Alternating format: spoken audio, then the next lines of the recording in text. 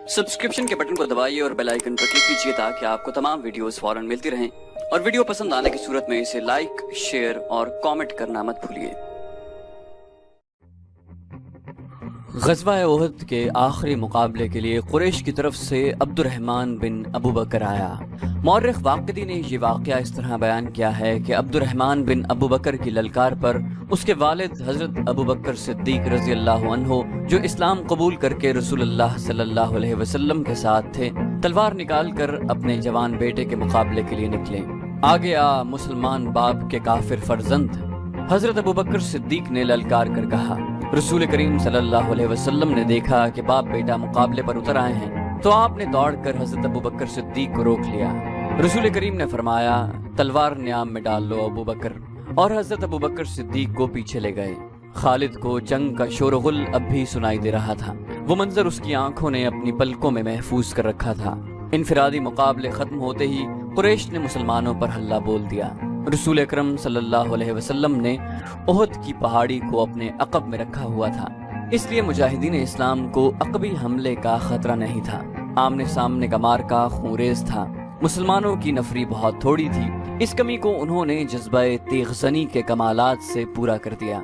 अगर कुरैश को नफरी की अफराद हासिल न होती तो वो मुसलमानों के आगे नहीं ठहर सकते थे। वो नफरी के जोर पर लड़ रहे थे। खालिद की नज़र रसूल करीम सल्लल्लाहु अलैहि वसल्लम पर थी। आप सल्लल्लाहु अलैहि वसल्लम एक पहलू पर थे। यही पहलू था जिस पर खालिद को हमला करना था। अब कि उसने अपने सवारों को ये हुक्म दिया कि वो घोड़ों को सरपट दौड़ाते तंग रास्ते से आगे निकल जाएं और मुसलमानों के पहलू पर हल्ला बोलें। मगर अब्दुल्लाह बिन जुबैर रज़ी अल्लाहु अन्हु के 50 तीरंदाजों ने सवारों को इस तरह पसपा कर दिया कि वो चंद घोड़े और जख्मों से कराहते हुए घुड़सवारों को पीछे छोड़ गए। मार्का उरूज पर था। सिर्फ एक आदमी था जो लड़ नहीं रहा था।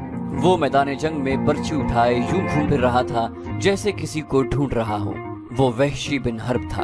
वो हमजा रज़ी अल्लाहु अन्हु को ढूंढ रहा था। हजरत हमजा को कत्ल करने के लिए उसके लिए 2 इनाम थे। एक ये कि उसका आका उसे आजाद कर देगा, और दूसरा अबू सुफियान की बीवी हिंद वो जेवरात जो उसने पहन रखे थे वो उसे इनाम में देगी। उसे हजरत हमजा रज़ी अल्लाहु अन्हु नजर आ गए।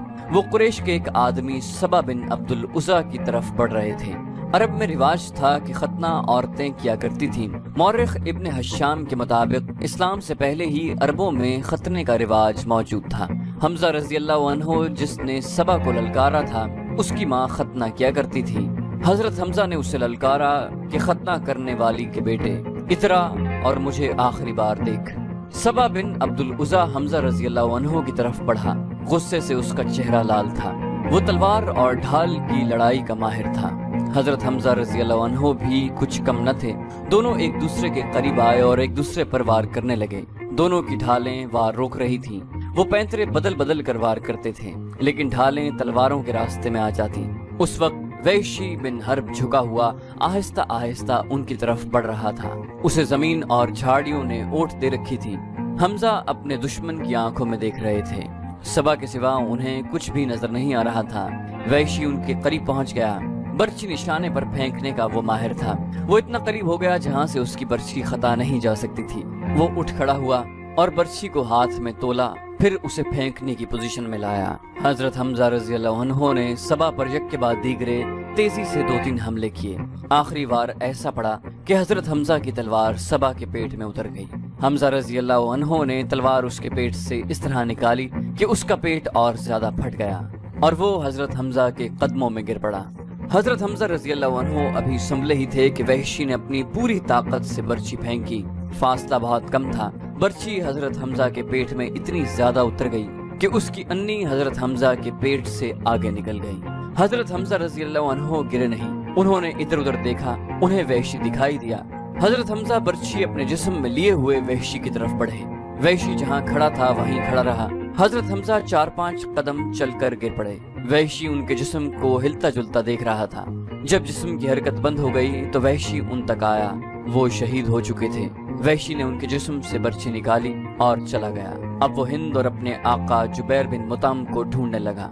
खालिद को वो मार्का याद आ रहा था और उसके दिल पर बोझ सा बढ़ता जा रहा था। उसका घोड़ा चला जा रहा था। वो नशीबी जगह से गुजरा اس لیے احد کی پہاڑی کی چوٹی اس کی نظروں سے اوجھل ہو گئی۔ اسے اپنے قبیلے کی عورتیں یاد آئیں جو قریش اور ان کے اتحادی قبائل کو جوش دلا رہی تھیں۔ خالد کو یاد آیا کہ وہ مارکے کا نظارہ کرنے کے لیے ایک بلند جگہ چڑھ گیا تھا۔ اسے مسلمان عورتیں نظر آئیں۔ مسلمان اپنے جن زخمیوں کو پیچھے لاتے تھے انہیں عورتیں سنبھال لیتی تھیں، ان کی مرہم پٹی کرتی اور انہیں پانی پلاتی۔ مسلمانوں کے ساتھ 14 عورتیں تھیں جن میں حضرت فاطمہ رضی اللہ عنہ بھی تھیں۔ پھر یوں ہوا کہ قلیل تعداد مجاہدین کثیر تعداد کفار پر غالب آ گئے۔ قریش کا پرچم بردار گرا تو کسی اور نے پرچم اٹھا لیا، وہ بھی گرا، پرچم کئی بار گرا۔ آخر میں ایک غلام نے پرچم اٹھا کر اونچا کیا لیکن وہ بھی مارا گیا۔ پھر مسلمانوں نے قریش کو پرچم اٹھانے کی مہلت نہ دی۔ قریش کے جذبے جواب دے گئے تھے۔ خالد نے ان کی پسپائی دیکھی اور یہ بھی دیکھا کہ مسلمان ان کے تعاقب کر رہے ہیں۔ قریش اپنے کیمپ میں بھی نہ ٹھہرے، اپنا مال و اسباب چھوڑ کر افراتفری کے عالم میں بھاگ گئے۔ یہاں سے جنگ کے بعد کا مرحلہ شروع ہو گیا۔ مسلمانوں نے فتح کی خوشی میں اور انتقامی جذبے کے تحت قریش کے کیمپ کو لوٹنا شروع کر دیا۔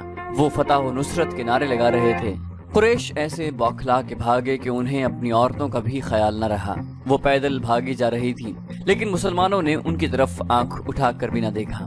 قریش کے گھڑ سواروں کے ایک دستے کا کمانڈر اکرمہ اور دوسرے کا خالد تھا۔ انہوں نے مسلمانوں کے پہلوؤں پر حملہ کرنا تھا مگر جنگ کا پانسا بری طرح پلٹ گیا تھا۔ اکرمہ اور خالد نے پھر بھی اپنے اپنے سواروں کو وہیں رکھا جہاں انہیں تیاری کی حالت میں کھڑا کیا گیا تھا۔ خالد کو اس کیفیت میں بھی توقع تھی کہ وہ شکست کو فتح میں بدل دے گا، لیکن جس راستے سے اسے گزرنا تھا وہاں مسلمان تیر انداز تیار کھڑے تھے۔ ان مسلمان تیر اندازوں نے اپنی بلند پوزیشن سے دیکھا کہ قریش بھاگ گئے ہیں اور ان کے ساتھ ہی مال غنیمت جمع کر رہے ہیں، تو وہ بھی اپنی جگہ چھوڑنے لگے۔ ان کے کمانڈر عبداللہ بن جبیر رضی اللہ عنہ نے انہیں کہا کہ اپنے رسول صلی اللہ علیہ وسلم کی حکم عدولی نہ کرو۔ آپ صلی اللہ علیہ وسلم کا حکم ہے کہ آپ کی اجازت کے بغیر یہاں سے کوئی نہ ہٹے۔ جنگ ختم ہو گئی ہے۔ تیر انداز شور مچاتے ہوئے پہاڑی سے اترنے لگے۔ مال غنیمت، فتح ہماری ہے۔